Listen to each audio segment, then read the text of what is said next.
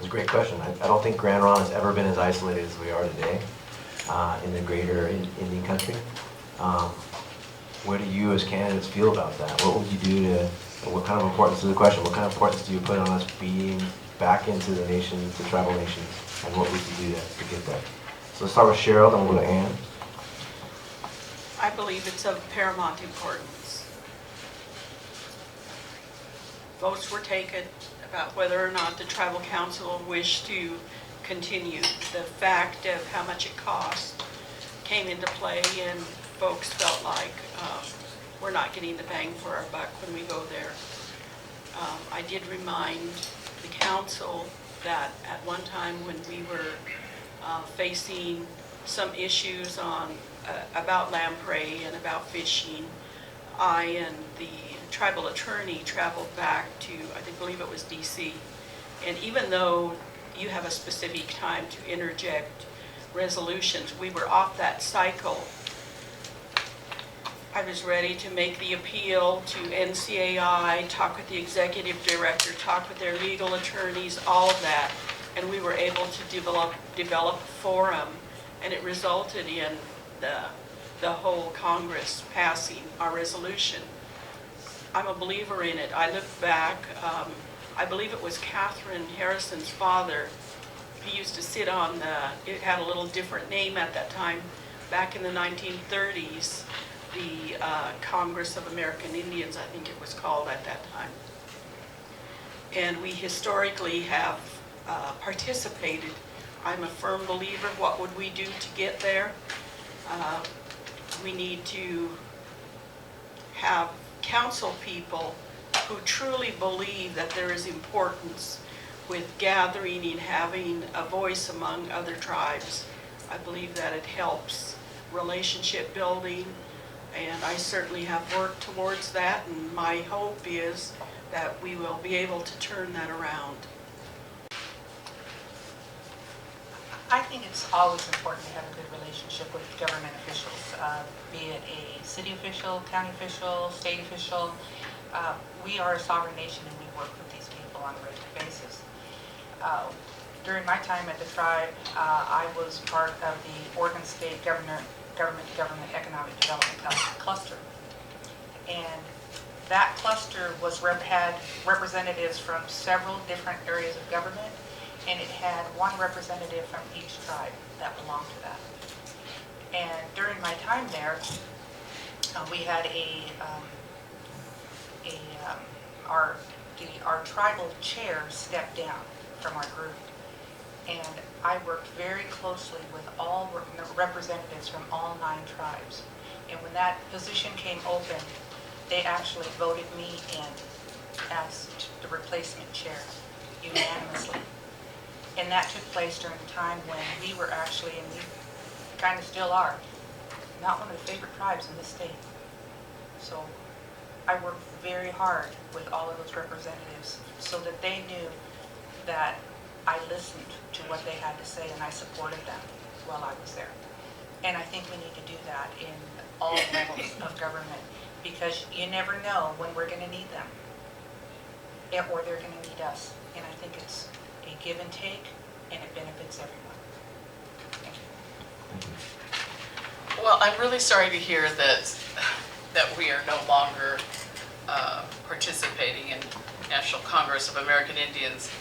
You know, tribes throughout the country have made strides, and to go backwards, that's hard for me to understand, because National Congress of American Indians is about Indian rights, all Indian rights, sovereignty, fishing, hunting, all of those things that we collectively agree on, water rights, and for us not to be sitting at the table is unconscionable.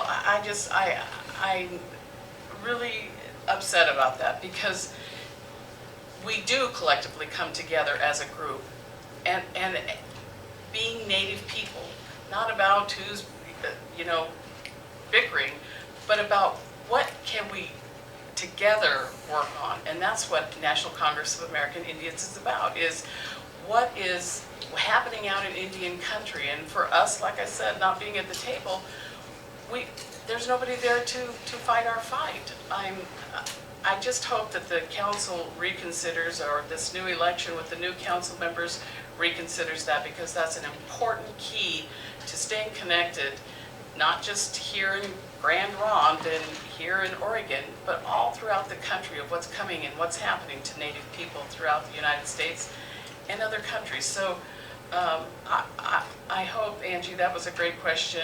I know that you served on the National Congress of American Indians, and they do wonderful work, and they've come so far.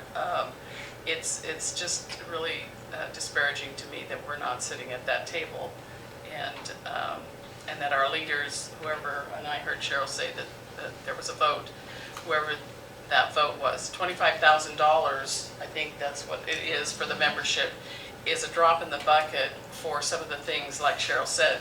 And I've witnessed Cheryl fighting those rights. I've witnessed people, other tribal council members, fighting those fights and being that voice for us in Oregon. So I fully support National Congress of American Indians and ATNI, and those are just there to help us and help us keep our sovereignty.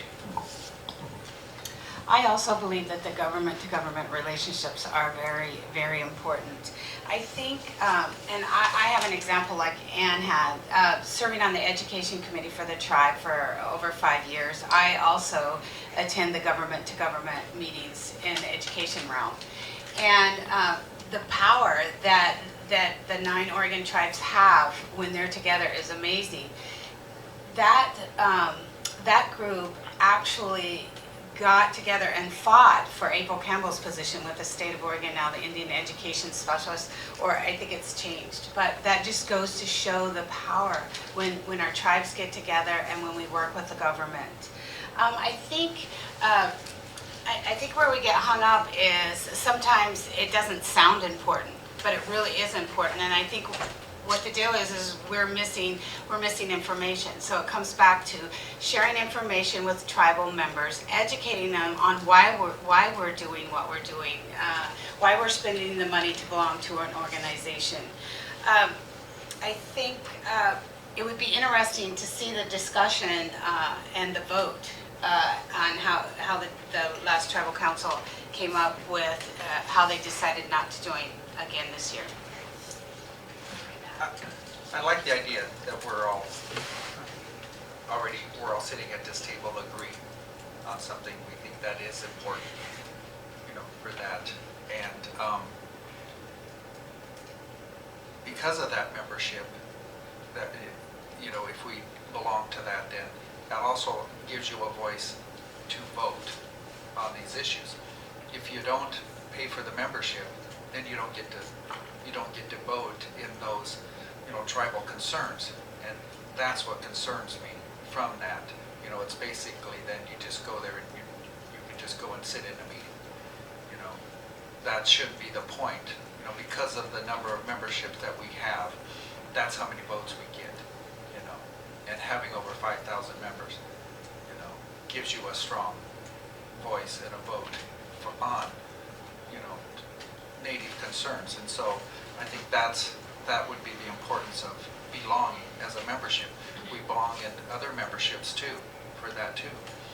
So I think the importance is belonging to an organization that does step up our sovereign rights for that.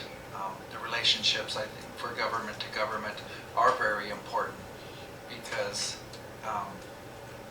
when it comes down to it and you need support for certain issues, that are happening in your county, happening in your state, or even happening in this country, that's when it comes down to the importance of actually having a friend, from that. And so keeping those relationships from government to government, that is the importance of it. And that being either for our timber or our fish and wildlife, issues, those are the things when it comes down to it, and getting letter supports from those governments. So it absolutely is. Thank you. Yeah, it's amazing that we just 35, 40 years ago, during our restoration era, relied so heavily on other tribes to not oppose and to actively support in our restoration. And now that we are just disengaging from that community is really, really, really sad, because we couldn't have got to where we are today without those other tribes' support. And it builds our credibility nationally, right? We have a lot to offer other tribes, and it's unfortunate. Adrian's second question actually goes to that credibility and I think respect, that if you watch, and I'm going to modify your question slightly, Adrian, if that's okay. If you watch general council meetings and even tribal council meetings nowadays, you can sense the lack of respect between many of the members on tribal council today. And it's a big concern to the general council that we see this lack of respect that the tribal council members have for one another. So our question, Adrian's question is, if you are on council and you see another council member disrespect another by telling them to shut up, or calling them a name, or dismissing their intelligence or question, what will you do on tribal council in that moment?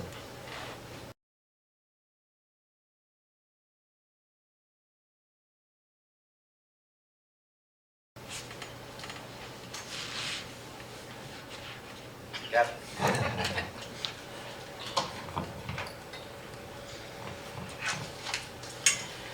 I raised my hand first because that happened numerous times to me and the female tribal council members. I was told to shut up. I was put out of my office for almost 3 months. My father, my 87-year-old father, had to come and threaten some of the council members to get into a fight because the way I was treated. I've had council members, while you're discussing a topic, actually get up and walk out and tell other female tribal council members to shut up, roll their eyes, do their hands like this. And the thing about working as a team, or you're there for a reason. You're there to hear everybody's opinion and come up with the best possible result with everybody's intake. That's what a leader is. A leader listens. A leader listens and listens and hears everybody's opinion, whether they like it or not. But it's become more like it's become more adversarial on tribal council. And it's kind of gone out into the membership too, that it's okay to be disrespectful to tribal council. When you have a difference of opinion, you can respectfully say, hey, we agree to disagree, and move forward. But to listen, to sit down and listen, I think that it's become like a bully factor to some of the tribal council when I was on council, that it's just really gotten out of hand, and it needs to be brought back. There was a time when tribal council were highly revered and respected, and that needs to come back to the council members, and that's by listening, valuing everyone's opinion, whether you agree or disagree, but being respectful and having manners to sit there and listen to what they think or what they have to offer. That's what's being respectful. And when you give respect, you get respect. But I've seen this trend in the 9 years that I was there that has become a bullying trend, and it needs to stop. And people need to be called on it. There are many times when another council member was told to shut up, and I would stand up, and it's like, you know, you have to get into a mindset of, hey, stop. I've got the floor, you know, and try to bring it back into, you know, everybody sitting. But it has to be, whether it's a policy, whether it's a ordinance, that those kind of behaviors, ethical behaviors, need to be accountable by all the tribal councils. So when a council member sees someone being told to shut up, that there is a process in place that they can say, hey, you know, you're some kind of an ordinance, policy, whatever, for meetings, so that doesn't happen. But it really has become kind of a bullying stage for some of the council members that I worked with. And I don't know if it's still going on, but I hope it isn't, but my thoughts are it probably is. So there needs to be a policy for behavior in meetings and ordinance. The, number one, the individual is responsible for themselves.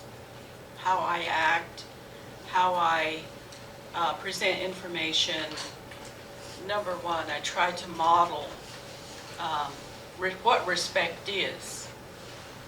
And the things that Kathy talked about, being able to listen to one another, whether you disagree or not, but you stay in the room and you give them that time. That's what respect is.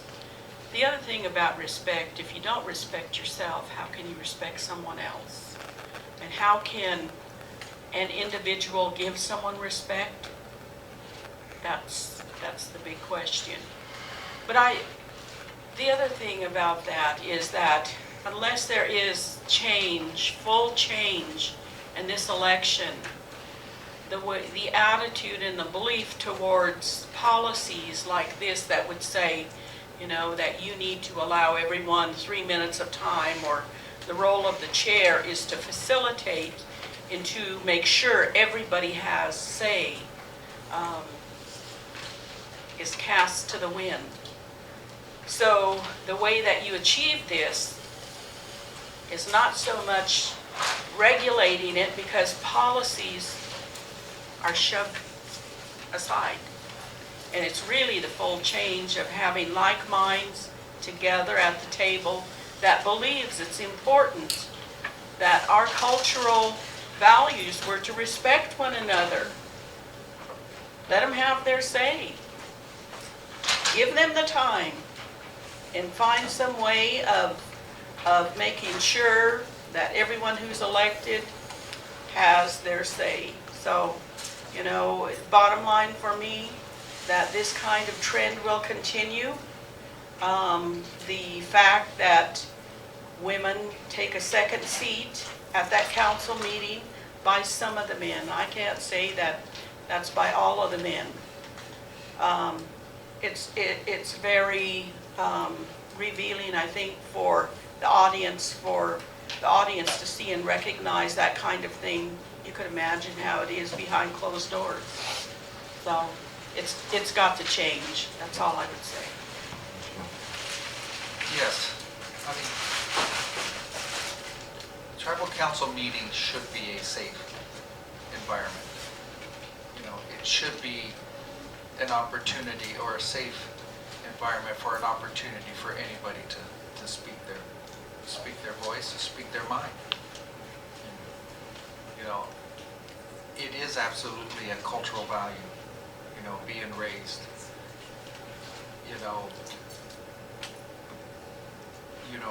through, I think the one thing, especially coming from an alcoholic, dysfunctional family, that it's still, at least from there, that my father still had a value that he was taught by his elders too, that about respect. I think the one thing that was absolutely the one thing I think I was raised with,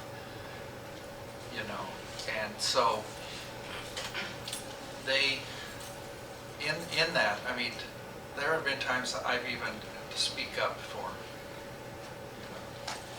another female council person being able to speak, or being attacked on, and that's absolutely something I think that I do not, I think a woman deserves just as much respect as anybody, and I think especially as a tribal leader, we're all tribal leaders, that sit in that room, and you have to realize that everybody deserves, a voice in there and an opportunity. And I totally agree with these fellow candidates too, that, it is okay to agree to disagree on that too, but it's still, everybody still deserves a voice and an opinion, because, there are 9 people, that will sit in a room and meet in there. Everybody deserves an opinion on that too, either way, if somebody thinks it's right or wrong or whatever, it's still an opinion. and it's their opinion, and they deserve to voice that. That is absolutely, something that needs to be upheld.